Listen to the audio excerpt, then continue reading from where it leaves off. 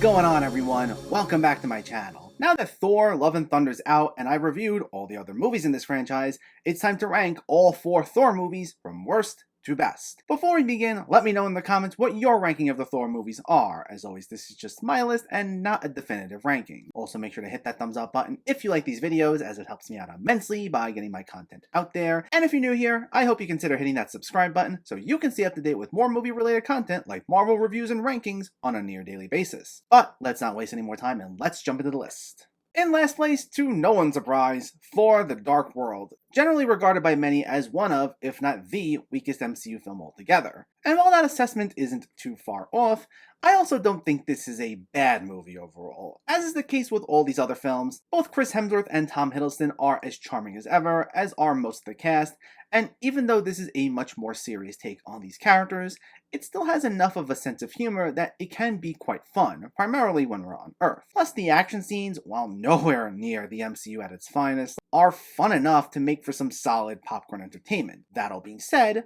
the problem is it also has little to no personality of its own, other than it copy and pasting the style of the first movie, and it just doubles down on everything.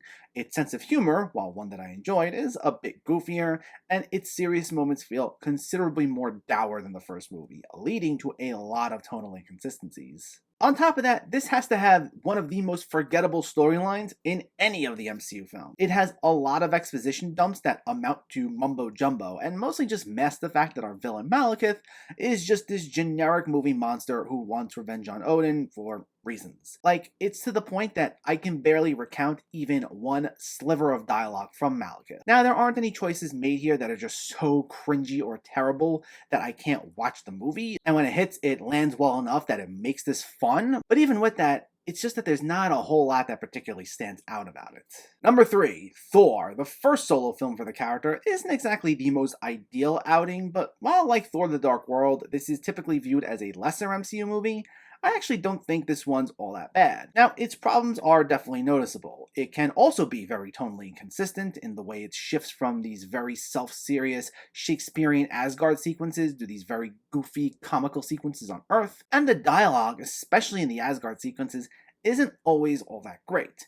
And not everyone in the cast is fully utilized, with some forgettable secondary villains, as well as some major stars in the supporting cast not getting quite as much to do as they should. But this does work due to Chris Hemsworth and Tom Hiddleston being both excellent here, and it's clear right out of the gate within their first MCU appearances how they're both some of the best casting choices in this universe. They're both very charismatic, with Hemsworth in particular making for a compelling lead character. And while yes, there are tonal inconsistencies, the Earth sequences are actually a lot of fun due to all this fish-out-of-water comedy of Thor smashing glasses or getting hit by a car. Plus, Kenneth Branagh's direction is solid here. While the Shakespearean elements don't always mesh with the comedic Earth scenes, the fact that Shakespeare is this director's bread and butter does show in those Asgard sequences, while the action scenes, while by no means top-tier MCU or anything, are fun for what they are as well. So while I'm glad we ultimately went in the direction we went with for this character, I still think this is a fun enough time, even if not always the most consistent. Our runner-up, Thor: Love and Thunder, which basically takes the goofiest elements of Thor Ragnarok and just doubles down on them, especially with Taika Waititi now having a hand in the writing process as well.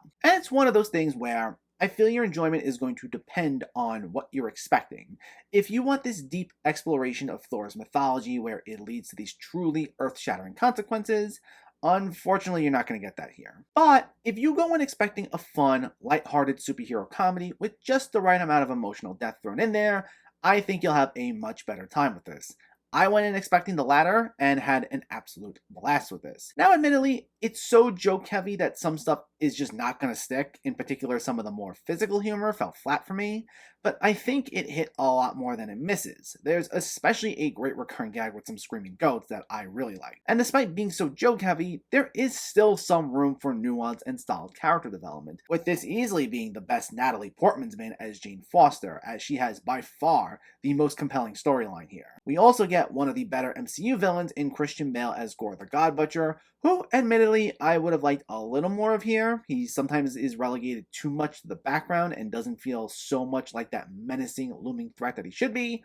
But when we do see him, those are also some of the film's best sequences, and he's a well-written character, with Bale knocking it out of the park. It's just that we could have used a little more of him. But despite those issues, I thought this was a lot of fun from start to finish, and thought it was a very enjoyable superhero comedy. But in first place, easily, is Thor Ragnarok, which gave new life to the character and the franchise as a whole, moving away from all this Shakespearean grandeur and a self-serious tone. And instead, we get the first instance of Thor becoming considerably more comedic, with this being a full-on superhero comedy. Now, for those who prefer their MCU movies to be more on the emotional side, there still is a little bit of that thrown in there, with Thor going down this journey to figure out who he is as he faces the destruction of his planet and the loss of his father, his hammer, among many other things. But like Love and Thunder, don't expect that to be the tone of the entire movie. I do think maybe there could have been just like a couple of small instances where we could have gotten a little more of that, but the fact that they're not in there doesn't exactly tank the entire movie for me, because I still had an absolute blast with it. This feels like such a breath of fresh air, especially because it feels so distinctly like a Taika Waititi movie, mainly due to its sense of humor, with a lot of jokes improvised due to Waititi not actually writing it. And also, it comes after a string of appearances by Thor in both his own movies and Avengers movies that I think could have been a little better. This gets to see characters who generally don't get to let loose in the MCU get to have considerable more fun than they ever had, including Hemsworth, Tom Hiddleston, and Mark Ruffalo as the Hulk. Plus, we do get one of the most fun MCU villains in Cate Blanchett as Hela. While our motivations are pretty simplistic, and in a way they do play into the MCU's general problem of not always having the most complex villains, Blanchett's scene-chewing performance while Hela's wreaking havoc allows her to stick with us considerably more than a lot of other villains both in the Thor franchise and in the MCU as a whole. On top of that, with most of the film taking place on bright, colorful planets, this winds up being one of the most visually striking MCU movies, which especially helps when we get some pretty memorable action scenes. It's got a lot of laughs, a lot of style, it's a refreshing new take on Thor, and it comes in as my number one of the Thor movies. But let me know, what's your ranking of the Thor movies? Did you agree with this list at all? Did you disagree with it? Let me know in the comments below so we can discuss. Also, if you enjoyed this video, please give it a like and share it. And for more movie reviews and film discussion, please make sure to hit that subscribe button to stay updated. Thanks for watching, everyone, and keep having fun with film.